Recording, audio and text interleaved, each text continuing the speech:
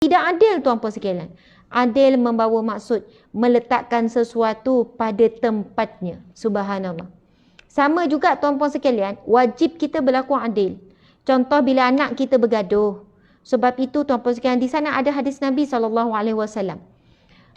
Mengadili dua orang yang bergaduh, yang bertengkar, yang bertelaga itu, Nabi kata sedekah tuan-puan sekalian. Sedekah. Dapat pahala sedekah. Kita duduk kat rumah ni kan, anak saya 7 orang pun selalu bergaduh. Bukan tak bergaduh, nama pun budak-budak. Tapi ibu bapa tolong bersikap adil. Jangan asyik bergaduh abang dengan adik, mesti abang je yang salah. Yang dicubit, yang dimarah, tu kenapa tu? Mengalah je lah. Padahalnya ibu bapa ni yang malas nak mengadili. Akhirnya si adik rasa sentiasa betul dan apa yang dia buat tak pernah salah. Si abang boleh jadi rasa dendam kepada si adik kerana sebab adik dia kena marah dan dituduh sebagai cemburu, ira hati, tak nak mengalah dan sebagainya. Tuan-tuan dimati Allah sekalian, saya bagi contoh kecil. Saya bagi contoh yang selalu berlaku dalam rumah tangga.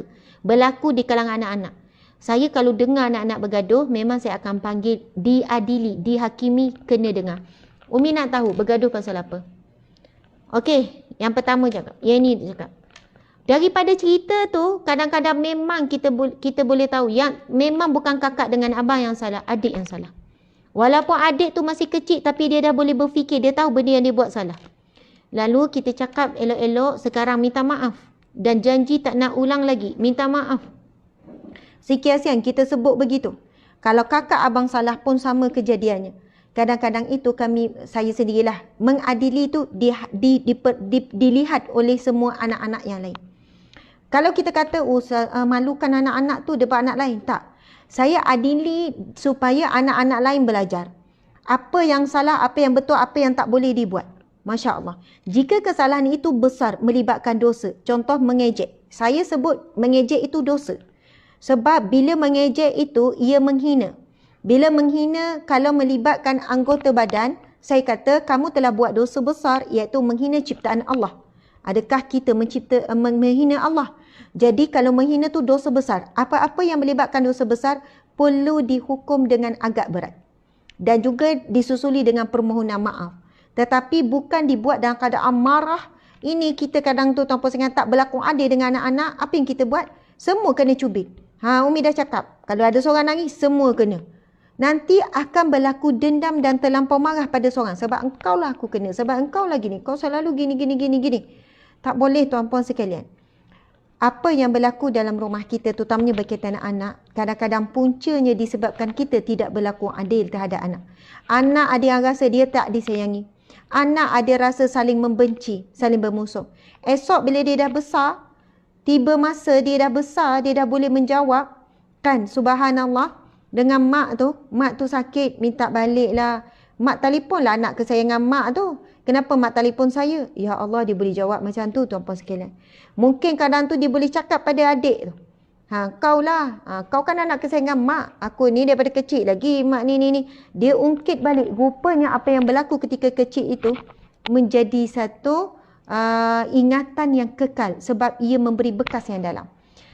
Ada yang kata, Ustazah macam mana, saya memang selalu macam tu sebab saya malah nak layan, saya macam berlaku je gaduh apa semua, saya nak settle cepat, jadi saya marah-marah, saya rotan je semua. Saya kata seorang buat semua kena. Saya kata apa yang boleh dibuat, tuan-puan sekalian, minta maaf. Terangkan betul-betul dan akui pada anak-anak. Selama ini apa yang Umi buat salah. Umi sebenarnya tak boleh pukul semua. Jangan ulang apa yang Umi buat ni. Umi buat salah dan Umi dah belajar daripada kesilapan Umi tu. Umi minta maaf dan Umi takkan buat macam tu lagi. Maaf ya. Bila kita minta maaf dan akui, benda tu akan delete. Delete tuan-puan sekalian. Kalau tak, benda tu akan selalu bermain dalam fikiran sampai ke besar.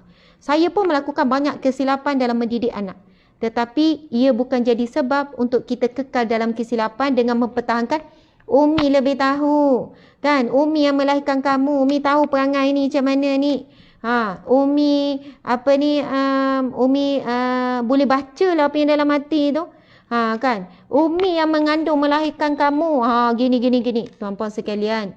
Berhenti meletakkan hujah kita seolahnya kita sentiasa benar. Anak sentiasa berubah. Jangan disebabkan kita, anak berhenti untuk berubah. Disebabkan kita sedang membentuk anak yang derhaka. Na'udzubillah min zalik. Maaf ya, saya sebut pasal adil sebab hadis Nabi ni, pasal adil. Dan saya teringat hadis Nabi yang sahih yang mana Nabi sebut, kamu mendamaikan dua orang yang bertelingkah, itu diberi pahala sedekah. Kalau hari ni, lepas ni, 10 kali anak kita bergaduh, Allah nak beri kita peluang 10 kali pahala sedekah. Dengar bergaduh, adili. Sebab itu bila kita dengar adik-beradik bergaduh ke apa, jangan dengar sebelah pihak. Siapa yang dengar sebelah pihak, dia tidak berlaku adil, dia berlaku zalim. Zalim itu satu dosa yang besar. Itu saya bagi contoh dan kaitkan relate ya, sebab hadis Nabi ni berkenaan dengan adil.